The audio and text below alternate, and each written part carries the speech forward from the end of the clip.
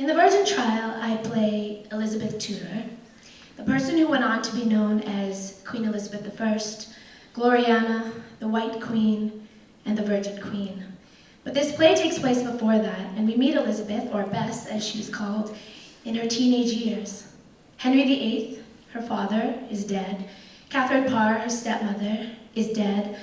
Her younger half-brother Edward is a child king, and Bess has been called into the infamous Tower for questioning, the tower where her mother, the infamous Anne Boleyn, was held before her execution.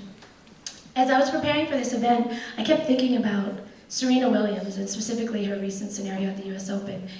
There are people who adore her, who see her greatness, who see her as a queen, and there are people who, from my perspective, seem to be bothered by her ambition, by her power, by her refusal to play the game the old way, by their conservative rules. They are unsettled by someone like her, someone expressive and relentless, and indeed special.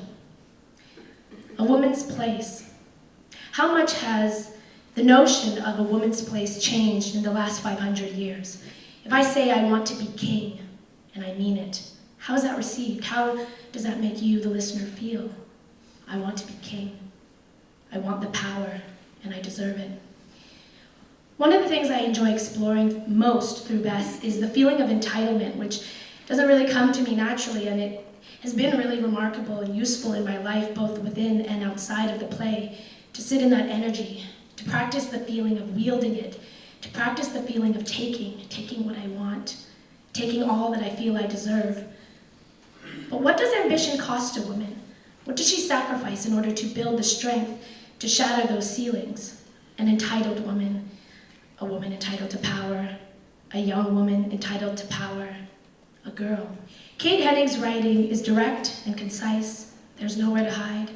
It moves forward with urgency and a sharp sense of humor.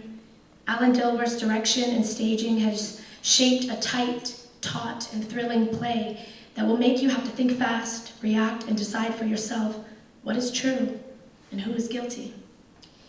Bringing The Last Wife from Stratford to Soulpepper has its obvious shifts in space, but less predicted were the shifts in time. The Last Wife happened in Stratford at a time where it felt very optimistic for strong women. People left the show feeling revved up. When he did it again, it landed at a different time. Hillary Clinton had just lost, Donald Trump was being inaugurated, and the world had changed a lot. Because as you know, theater is alive. It is a living conversation. It doesn't exist in a vacuum. And so as the world changes, as you, the audience, and us, the company, change, evolve, and develop new insights and opinions, the same information is received differently. The same play sits in a new world every night, and soon in a new city. In the remount, I'm looking forward to discovering the differences between the two, which I can't anticipate right now, but I do know that the world to me feels like it's rapidly changing. Conversations on womanhood, on sexuality, on consent and accountability, on gender equality, equity, Me Too, Time's Up.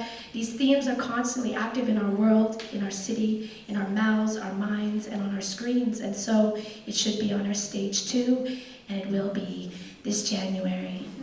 I hope to see you there.